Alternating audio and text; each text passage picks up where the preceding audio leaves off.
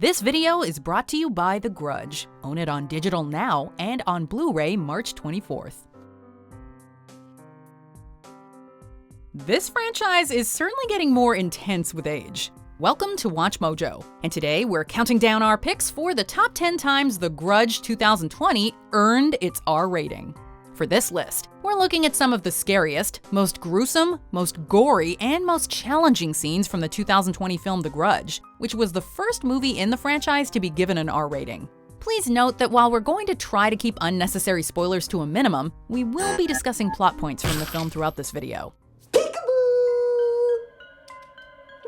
Number 10. Pyromania. What do we do when we're scared? Close our eyes. And light everything on fire, apparently. When Detective Muldoon returns to the Landers' house, it's with gasoline and a lighter. But then her son Burke, who she left outside in the car, suddenly appears inside. Mom? What are you doing? Burke, I told you to stay in the car. Mommy, please don't do this. His failure to reply to their usual call and response makes her suspicious. What do we do when we're scared?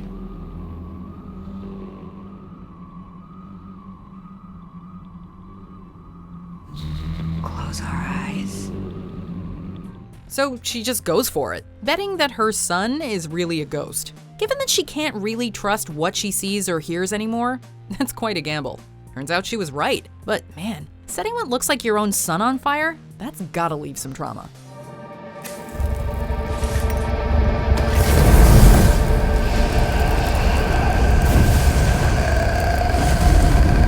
Number 9. The Car Corpse. Relatively early on in the film, the newly arrived Detective Muldoon receives a jarring welcome to the force.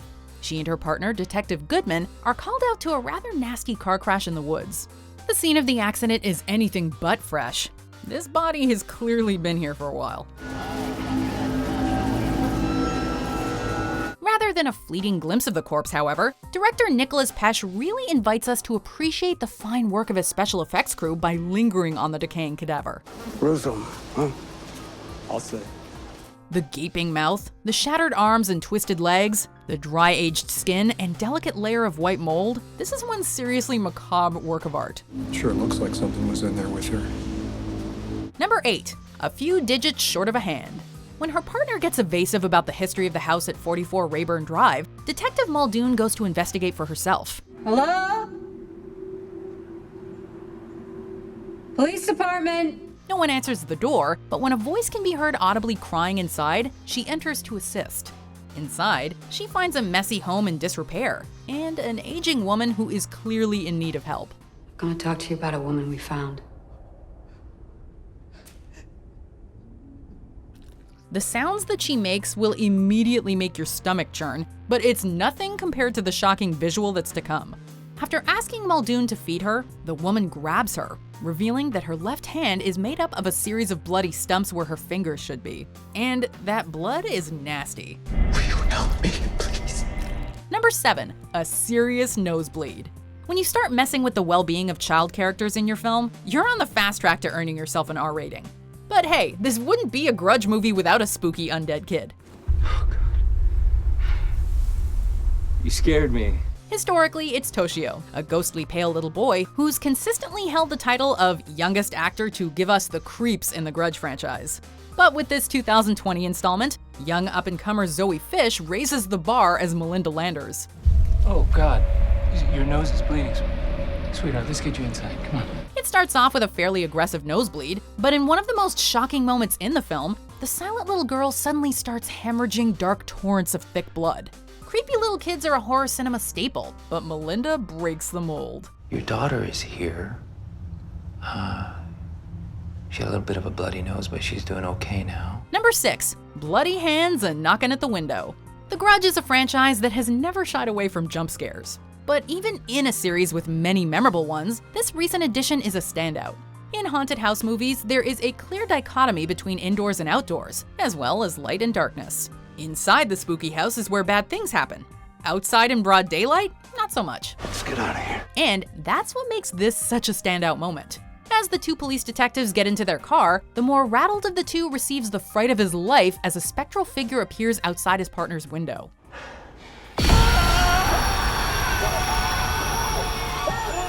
The jump scare was effective enough as is, but the blood ensures that it really stays with you. Number 5. What you can't see can hurt you. When a character in a horror film starts talking about ripping their eyes out, and said character is in an insane asylum, viewers should prepare themselves for the worst. Once you step into the place where they died, it never lets you go. This is never gonna end. What will never end? But in this case, the patient's hands are safely fastened to the table, and so when the interview comes to a close, the audience breathes a collective sigh of relief. Maybe we should tear our eyes out so that we can't see them anymore. The filmmaker was just toying with us. What a relief! Wrong. Cut to the same man being wheeled down the hallway in a gurney, hands once again secured, as he bleeds profusely from the 2 hollow sockets where his eyeballs used to be. The Grudge has never been a particularly gory franchise, so this scene certainly earned it some new fans.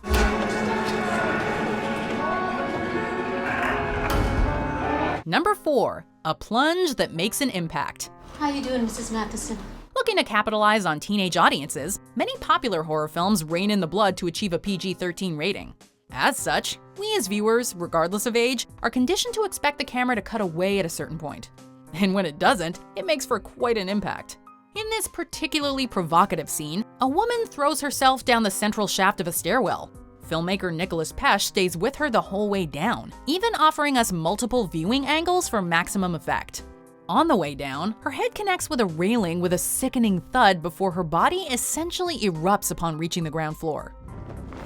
The visuals are messed up, but it's the sound effects that will really stay with you. Someone get help! Number 3. The double kill. Sometimes you don't need to show the offending deed for it to contribute to the R rating. Often, with truly heinous acts, the before and after are more than enough. Oh, Jesus Christ.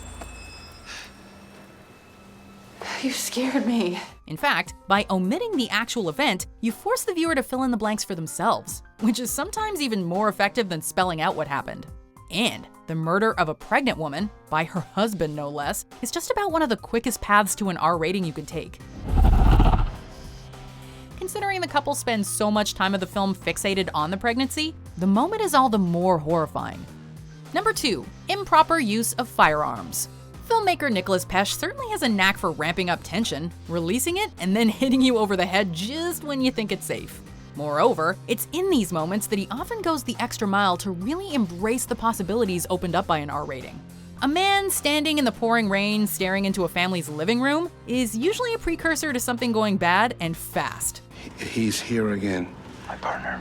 Yeah. Then, just when you think the situation's been resolved, the man's been taken away, he pulls out a gun in the car.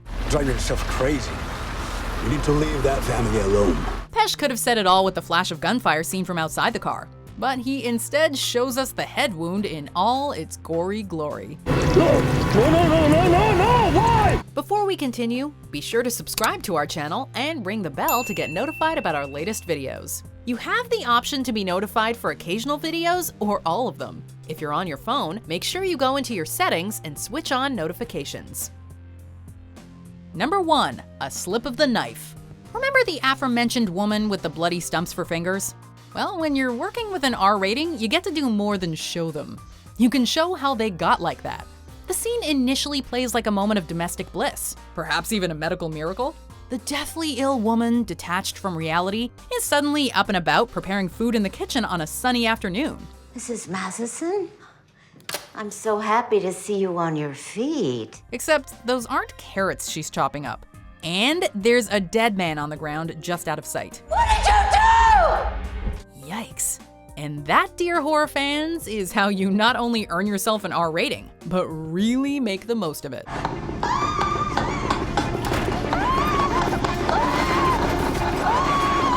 This video is brought to you by The Grudge. Own it on digital now and on Blu-ray March 24th.